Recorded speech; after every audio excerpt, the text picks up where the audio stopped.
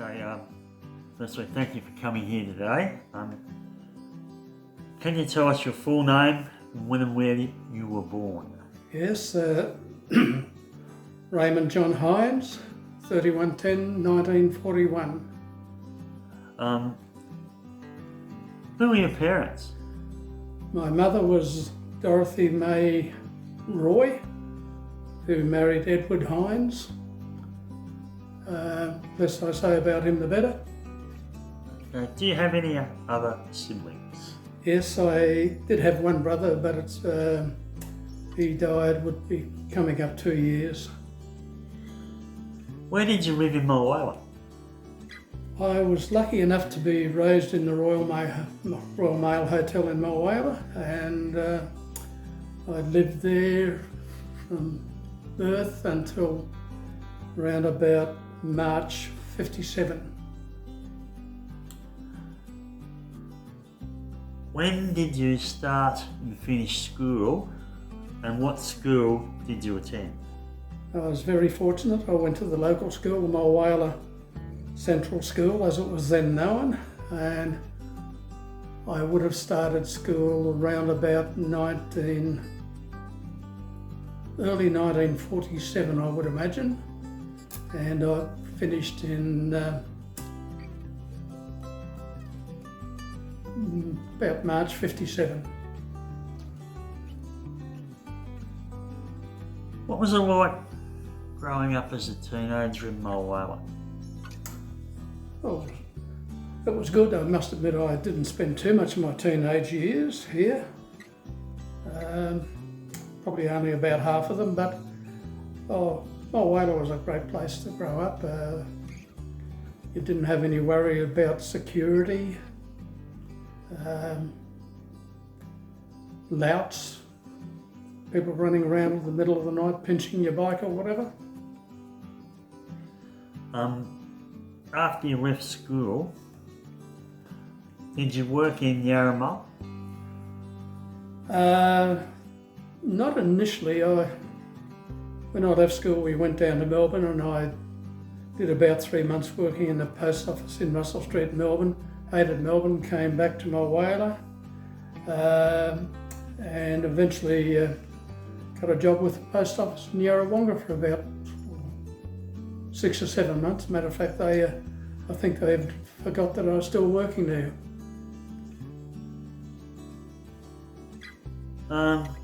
Did you at any stage travel overseas? No, certainly did.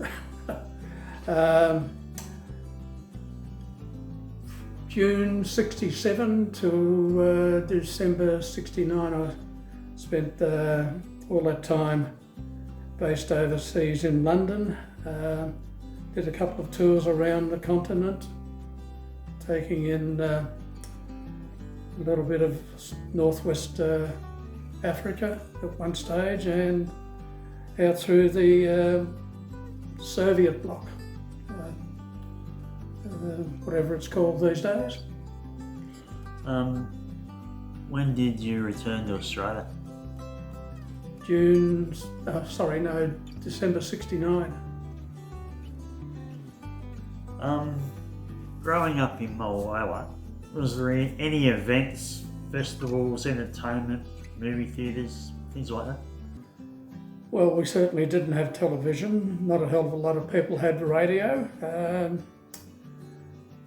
The main outlet for me was Friday nights, getting on the bus or riding my bike over to Yarrawonga to go to the town hall for the movies, or to what was then the open air theatre. What was Mulwala like back in the day? Was there a post office, bakery? Oh yeah, we had a post office, and I think it was Mr. Kelly who ran the post office. Opposite the post office was Purtle's Milk Bar, cum cafe, whatever you want to call it, with Jack and Ruth Purtle. Had 3 sons, 2 sons I think, Barry and Robert. And Next door was McKee's Bakery, who probably made the best bread for about 50 miles.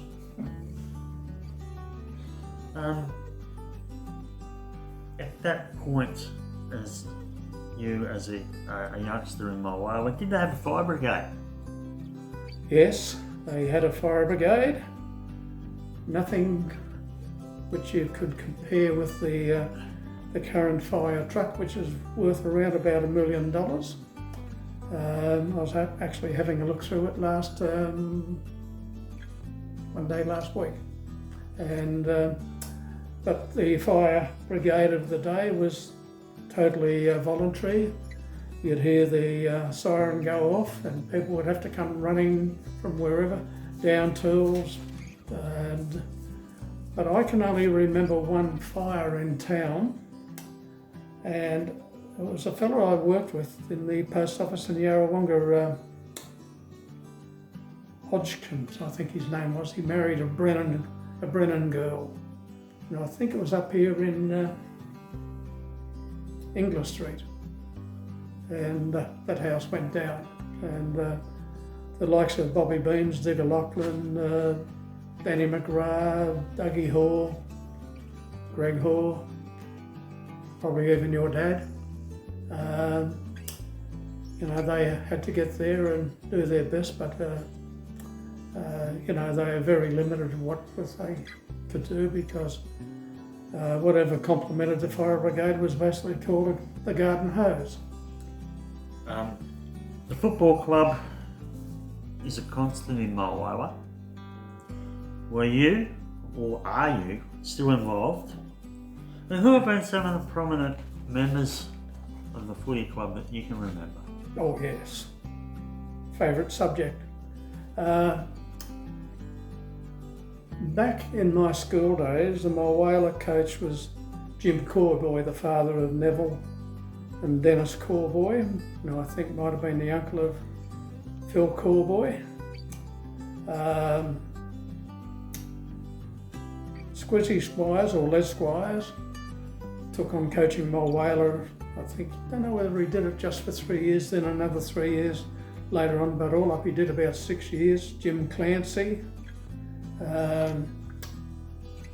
But the prominent club members, you could say, would be Digger Lachlan was a president for quite a while. But you had the whole gambit of who made up the club, especially off the ground. Stan Jackson, rubbed down. Ron Durnford did the rubbing down too. Danny McGrath was timekeeper with the bell.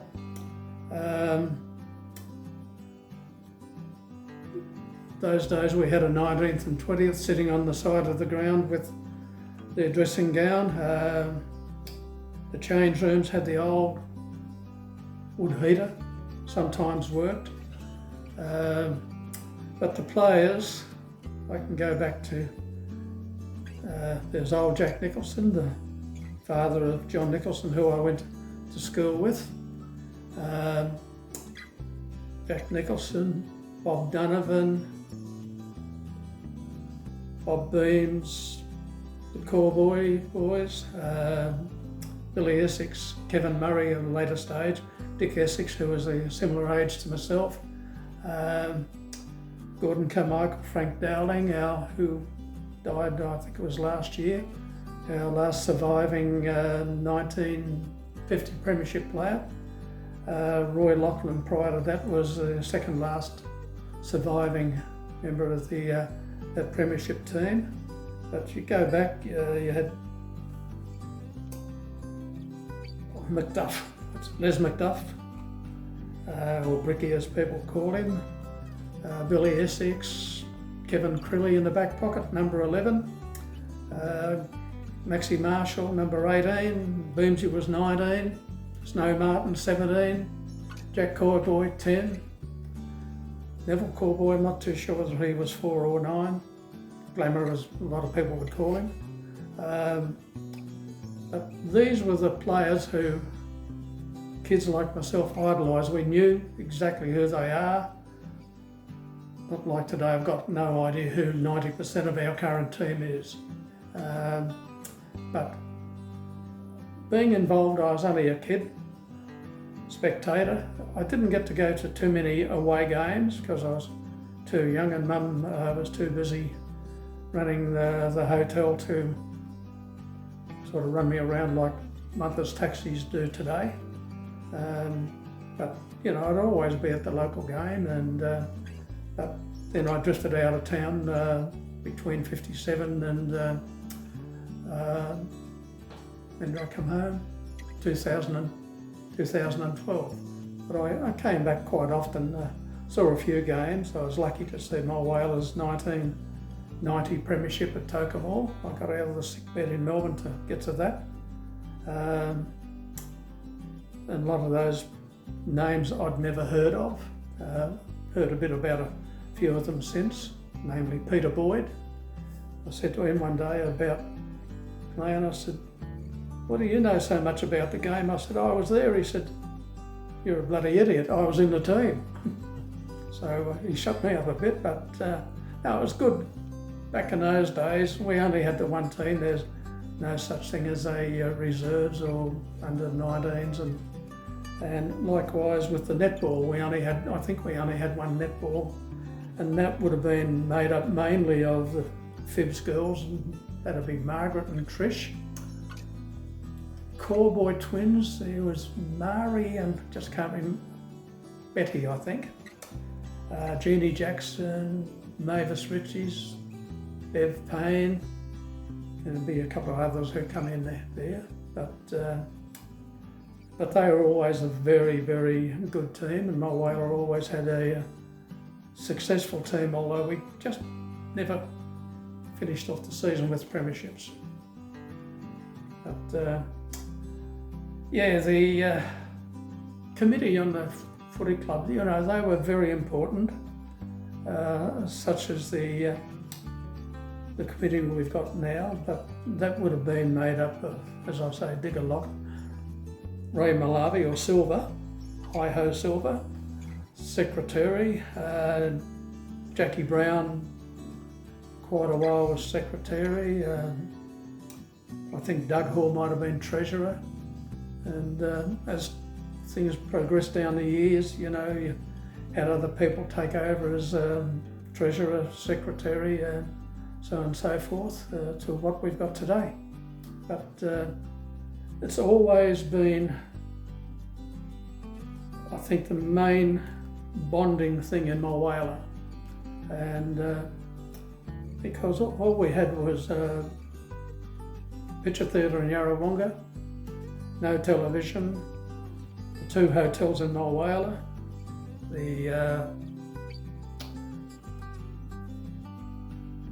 and the footy club and the cricket club. The cricket club wasn't so dominant, but footballers would generally make up the cricket club. I think even to the extent the football club even had their own cricket club at one stage, and that was in the time I was away from Mulwala. But life in Mulwala went around the football club and the pubs. Can you recall any prominent or historical events that really stood out happening in Mulwala? Yes. It didn't actually happen in Mulwala, but when the Queen, after she'd been her coronation, when she came out to Australia, did the royal tour around Australia, she was on the royal train, as they called it, from Melbourne to Shepparton. I can remember being taken over to Shepparton to see the royal procession through Shepparton. But here in Mulwala, we did actually have a street procession, and I participated in that. We had my little bicycle all done up in red, white and blue and written, and what were the royal colours? Purple and gold, I think. I think they were, I'm not too sure. That might be Wimbledon. But I can remember riding the bike up and down the main street as proud as punch with all these things and photos of the Queen on it.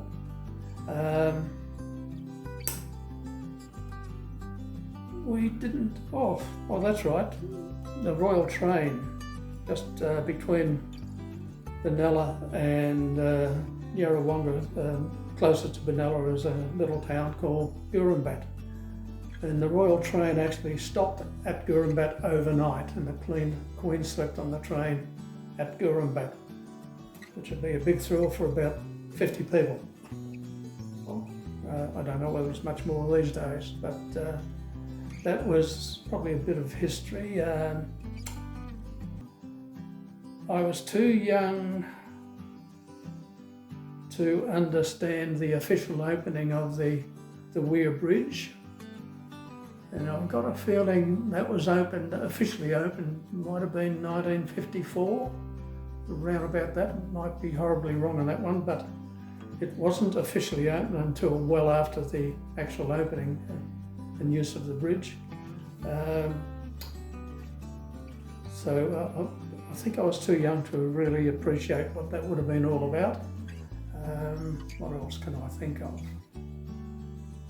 On Mulwala, we always used to celebrate or acknowledge when Yarrawonga got beaten at the football, which was most weekends. I think we loved that, because there was always that little bit of by-play between Yarrawonga and Mulwala. I think a lot of Yarrawonga people wouldn't know where the Mulwala cemetery is, if they even if they were buried there. But sorry, Yarrawonga. Other major milestones.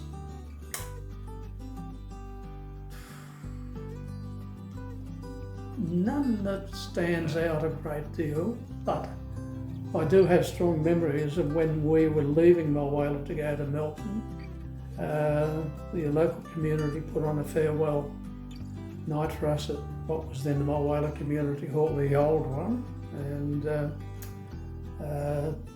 my brother was unable to attend because he was based in the Navy and couldn't get shore leave, and I remember Digger Lachlan making a speech on behalf of our family, because the Lachlans were first cousins. And I think probably one of the biggest, another big event which I did not attend, I wasn't allowed to, was when my grandfather died, and apparently it was quite a big funeral back in October '56. Okay, Ray, well, thank you for your time today. Thanks for your reminiscences of Mulwala. That'll be a wrap.